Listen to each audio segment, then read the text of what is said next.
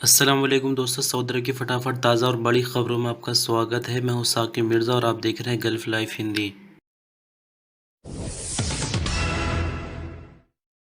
Saudi अरब में ministry of municipal corporation के spokesman Saif अल सवेलिम का कहना है कि शादी हॉल्स, रेस्टोरेंट और कॉफ़ी शॉप में वैक्सीन के दोनों डोज लगवाने वाले ही एंटर हो सकते हैं, जबकि ऐसी जगहों पर मास्क की पाबंदी पर भी अमल करना होगा। अखबार 24 ने बल्दे की मिनिस्ट्री के स्पोकमैन के हवाले से आगे कहा कि मिनिस्ट्री ऑफ इंटीरियर की तरफ से कोरोना एसओपीज में नरमी का ऐलान वैक्सीन के दोनों डोज लगवाने वालों के लिए ही किया गया है। बल्दे की तरफ से शादी हॉल्स, रेस्टोरेंट और कॉफ़ी शॉप के लिए बनाई जाने वाली एसओपीज जारी करते हुए उन पर अमल करने के लिए भी जोर दिया गया। मिनिस्ट्री के स्पोकमैन ने शादी हॉल्स, रेस्टोरेंट और कॉफ़ी शॉप में काम करने वाले और वहां आने वालों के लिए सबसे पहली शर्त वैक्सीन के दोनों डोज लगवाना, जबकि मास्क की पाबंदी भी ज़रूरी है। स्पोकमैन का आगे कहना था कि शादी हॉल्स की मैनेजमेंट को चाहिए कि वो हॉल की सभी जगह को लगातार सैनिटाइजिंग करते रहे, जबकि शादी हॉल में ताज़ा हवा आने जाने के लिए भी रास्ता बना होना चाहिए। सऊदी ट्रैफिक पुलिस की तरफ से कानून पर अमल न करने वाले ट्रक ड्राइवरों के खिलाफ ज्वाइंट ऑपरेशन शुरू कर दिया गया है। ऑपरेशन के दौरान सऊदी अरब के सभी रीजन्स और इलाकों में वायलेशन करने वाले ट्रक ड्राइवरों के चालान किए जाएंगे। अखबार 24 के मुताबिक ज्वाइंट ऑपरेशन में ट्रक व highway police, Saudi ministry of transport और ट्रांसपोर्ट कमेटी की स्पेशल यूनिट हिस्सा लेंगी। ट्रैफिक पुलिस ने ऑपरेशन शुरू करने से पहले हैवी ट्रांसपोर्ट की कंपनियों को खबरदार कर दिया है ताकि वो अपने ड्राइवरों को कानून पर अमल करने का पाबंद बनाए।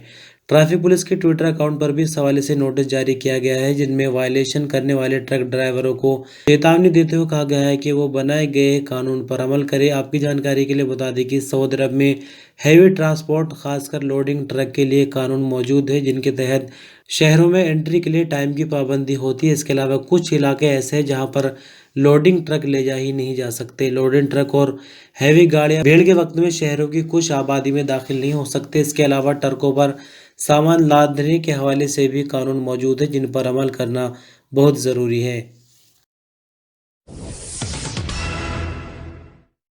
सऊदी मिनिस्टर ऑफ हेल्थ के स्पोकमैन डॉक्टर मोहम्मद अल बदाली ने कहा कि दुनिया में कोरोना पूरी तरह से ख़त्म नहीं हुआ है, हमें इसके ख़त्म होने तक मिलकर काम करना होगा। कोरोना के हवाले से एसओपीज में नरमी के बाद आने वाले चरणों में दो बातों पर ख़ास ध्यान देने की ज़रूरत है। सबक न्यूज़ के मुताबिक मिनिस्टर ऑफ हेल्थ के स्पोकमैन ने ज्वाइंट प्रेस कॉन्फ्रेंस से बात करते हुए आगे कहा कि सऊदी अरब में कोरोना वैक्सीन की तीसरी डोज यानी बूस्टर डोज जिसको कहा जाता है, खतरनाक मर्ज में जो लोग शामिल हैं यानी उम्र जिनके ज़्यादा है, उनको कई तरह के रोग हैं, ऐसे लोगों को दी जा रही है। लेकिन जल्द ही हेल्थ सेक्टर से जुड़े हुए स्वास्थ्य कर्मियों को वैक्सीन की तीसरी डोज दी जाएगी, क्योंकि उन्हें इस मर्ज से खतरे का ज़्यादा सामना करना पड़ रहा है। स्पोकमैन ने आगे कहा कि आने वाले दिनों में भी हमें इस बात का ख्याल रखना होगा कि जो बंद जगह है जहाँ पर मास्क वगैरह का इस्तेमाल करने के लिए कहा गया है, वहाँ पर मास्क का इस्तेमाल करना है। हालांकि खुली जगहों के लिए छूट दी गई है, लेकिन जिन जगहों के लिए अभी भी छूट नहीं दी गई वहां पर एसओपीज की पूरी तरह से पाबंदी करनी है। और मिनिस्ट्री ऑफ हेल्थ और संबंधित विभागों की टीम लगातार नज़र बनाए हुए हैं। जैसे ही पूरी तरह से हालात ठीक हो जाएंगे तो और भी तरह की जो एसओपीज बाकी है उनको भी उठा लिया जाएगा और फिर हालात पहले की तरह पूरी तरह से नॉर्मल हो जाएंगे।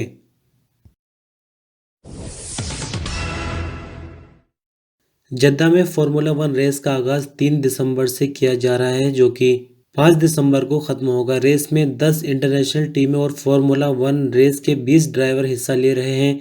सबक न्यूज़ के मुताबिक फार्मूला वन रेस की मैनेजमेंट ने टिकटों की कीमतें जारी की है, जिनके मुताबिक सबसे कम टिकट 455 रियाल का है, जो ग्राउंड से दक्षिण की तरफ है, जबकि दूसरी कैटेगरी के लिए 633 रियाल का टिकट रिजर्व किया गया है। रेस देखने के लिए फर्स्ट क्लास के टिकट की कीमत 3 दिन के लिए 13,800 रियाल है, जबकि 3 दिन के पैडॉक क्लब क्लास के लिए 25,000 रियाल का टिकट है। फार्मूला वन रेस का जिस दिन फाइनल होगा उस दिन संगीत का भी प्रोग्राम रखा गया है, जो कि 5 दिसंबर को होगा। यूनाइटेड अरब अमीरात के शहर दुबई में चल रहे एक्सपो 2020 में लगाए गए सऊदी अरब के पेवेलियन ने एक दिन में 23,000 विजिटर का स्वागत किया है, जिसके बाद पेवेलियन का दौरा करने वालों की कुल तादाद 2 लाख से पार कर गई है। सऊदी अरब की सरकारी एजेंसी एसपीए की रिपोर्ट के मुताबिक सऊदी पेवेलियन के कमिश्नर जनरल इंजीनियर हुसैन हंसबाजा ने बताया कि हमारा पेवेलियन अपने अलग अलग तरह के सेक्शन और वहां होने वाले अलग तरह के प्रोग्रामिंग की वजह से विजिटर के लिए केंद्र बिंदु बना हुआ है। सऊदी लेडीज और जेंट्स पायलट का नया ग्रुप बीते रोज यानी इतवार को सऊदी अरब के ईस्टर्न रीजन के शहर दम्माम में बने ऑक्सफोर्ड सऊदी फ्लाइट एकेडमी से पायलट लाइसेंस लेने के बाद फ्लाइट के लिए तैयार है। अरब न्यूज़ के मुताबिक ऑक्सफोर्ड सऊदिया एकेडमी की पहली ग्रेजुएशन क्लास के बाद अब ये पायलट 3 साल का कॉन्ट्रैक्ट कर सकेंगे, जिसमें वो अपनी परफॉर्मेंस को और ज़्यादा बेहतर बनाएंगे और 750 घंटे का सालाना फ़्लाइट का टारगेट पूरा करेंगे। ये फ़्लाइट एकेडमी 2018 में Saudi national centre of aviation में बनाई गई थी, जो कि दम्माम में मौजूद किंग फहद इंटरनेशनल एयरपोर्ट से जुड़ी हुई है। ऑक्सफोर्ड पायलट एकेडमी की 8वीं ब्रांच है। इस एकेडमी का मकसद एविएशन से संबंधित बेहतरीन टैलेंट को सऊदी अरब की तरक्की में शामिल करना है। सऊदी अरब में आज ही शाम आई कोविड-19 की नई रिपोर्ट के मुताबिक नए मामले 38 रिकॉर्ड पर आए, जबकि नई रिकवरी 52 और 2 मरने वालों की नई तादाद रिकॉर्ड की गई है। टोटल एक्टिव केसेस में से क्रिटिकल मामलों की तादाद घटकर 100 पर आ गई है। बात करेंगे वैक्सीन की डोज को लेकर, तो इस रिपोर्ट तक 4,46,50,466 कुल वैक्सीन की डोज अभी तक लगाई जा चुकी है। तो 38 नए मामले रिकॉर्ड पर आने के बाद कुल मामले 5,47,969 हो जाते हैं। 52 नई रिकवरी के बाद कुल रिकवरी 5,36,999, जबकि 2 नई मौत के बाद 8,765 कुल मरने वालों की तादाद हो जाती है। हरमैन शरीफीन मैनेजमेंट ने मस्जिद हराम के ज़ायरीन में 2000 के करीब छतरियां बांटी है। सबक न्यूज़ के मुताबिक छतरियों के बांटने का काम वॉलंटियर सर्विस देने वाली कमेटी ने किया है। कमेटी के हेड इंजीनियर अमजद बिन आयज अल हाजमी ने कहा कि ज़ायरीन को धूप से बचाने के लिए मताफ में छतरियां बांटी गई है।